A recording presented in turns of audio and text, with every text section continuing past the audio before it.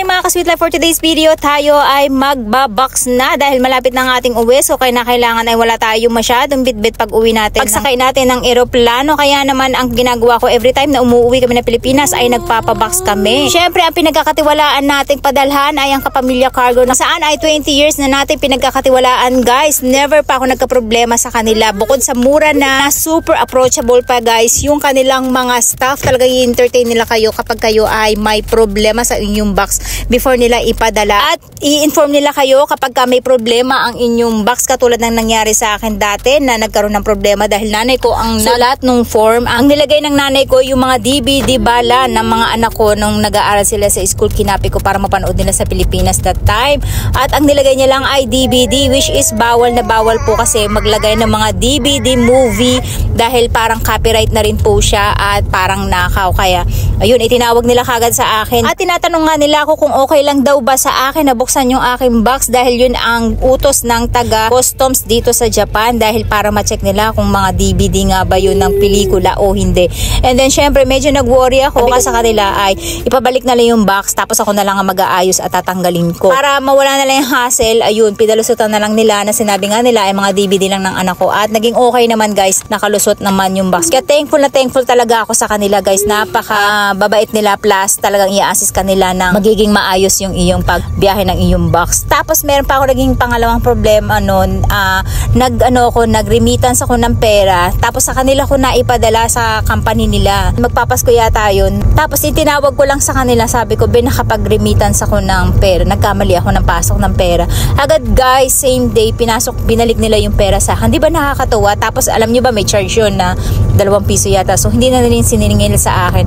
Talagang binalik nila yung pera ko same day kasi nga pampadala ko yun sa Pilipinas, kasi magkadikit lang yun yung pinapadala ko ng remittance tsaka yung kanilang company. So nagkamali ako. Imagine nyo guys, holiday nun pero na-assist nila ako maibalik yung pera ko. Kaya talagang super trusted ko tong Kapamilya Cargo. Kaya kapag namumroblema kayo kung saan kayo kukuha ng box at gusto nyo na mabilis, mura at talagang approachable yung mga staff, dito na kayo sa Kapamilya Cargo. Ayan, ilalagay ko dito sa aking screen kung saan nyo siya makukontak, at meron din silang Facebook page para sa mga update nila kung ano yung mga pagbabago sa mga rules lalo na sa Pilipinas. Kaya naman thank you ulit Kapamilya Cargo, at sa mabilis na transaksyon pagdating ng box ko, napakabilis din.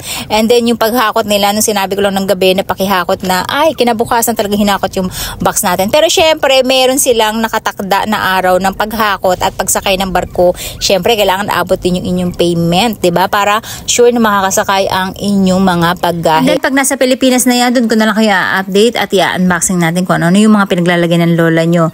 Tapos kung makikita nyo guys, ang ginagawa ko dito para hindi masira yung aking box, syempre yung ilalim ng tape niyan doble-doble para yung tibay niya, 'di ba? Pag nabasa, tapos yung pagbubuhat, 'di ba, nabagsak, hindi basta-basta masisira yung ilalim. And then ang ginagawa ko diyan, naglalagay ako ng mga damit muna sa ilalim, yun yung pinaka-cushion niya. Actually dati naglalagay ako ng bubble wrap, pero ngayon hindi na.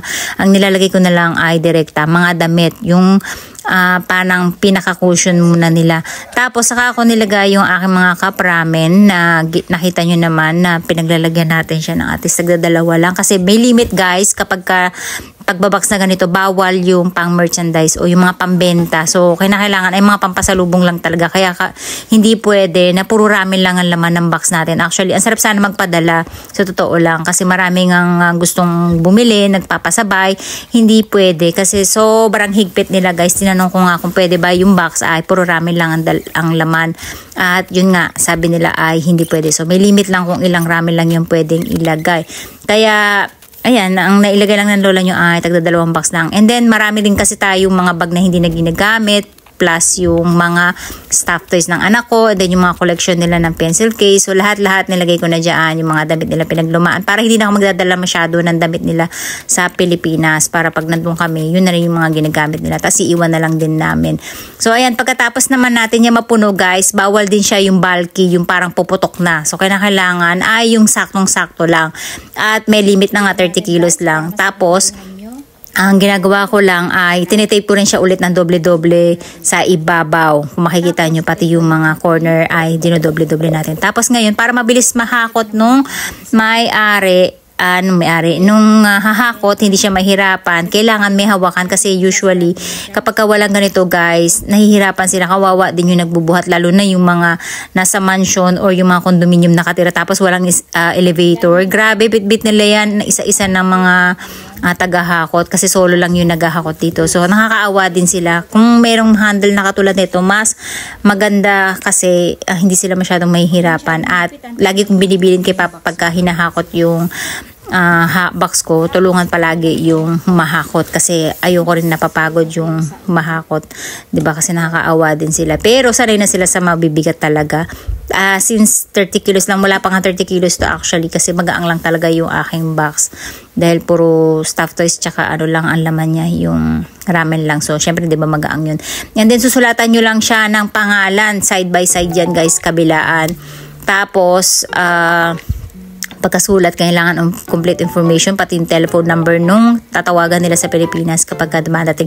Since ako yung tatanggap din, kaya pangalan ko na rin yung nilagay ko. Tatanggap, tsaka yung nagpadala. Same lang yung nilagay ko. And ready ko na siya sa entrance kasi para pag dumating siya, hindi na namin bubuhatin galing dun sa sala. Nandun na siya sa entrance namin. Tapos may isa-isang form yan guys, na bawat isang box may 2 copy. Isa sa'yo, isa doon sa papadalan mo. Tapos kompleto yun. Kung ano yung nakalagay, dapat yun ang ilalagay mo.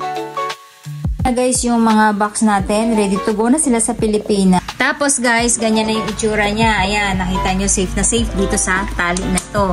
Tapos eto, nakikita nyo na to, dyan naman natin pinasok yung ating form kung saan ay nilagay natin dyan kung ano yung mga laman ng box natin. Tapos, syempre, bawal yung mga bigas, bawal yung mga buto, makina, at kung ano-ano pa. And then dito, nakalagay kung old or new, kung magkano, at kung ilang piraso yung items nyo at hindi dapat lalakpas ng 20 kalapad. Tama ba? 10 kalapad. 20 kalapad. Basta yung laman niya. So guys, mga luma lang naman ng mga gamit ng mga anak ko yan. Tsaka yung mga old clothes. Plus yung mga bag ko na hindi ko na ginagamit. Ayan, pinadala na natin sa Pilipinas. Tapos yung mga frame ko ng resin. Yung mga artwork ko na pambenta. So nandyan din siya. Para dun sa akin ng mga tsahin na may bibigyan natin. And then dito, Ahí está, profe.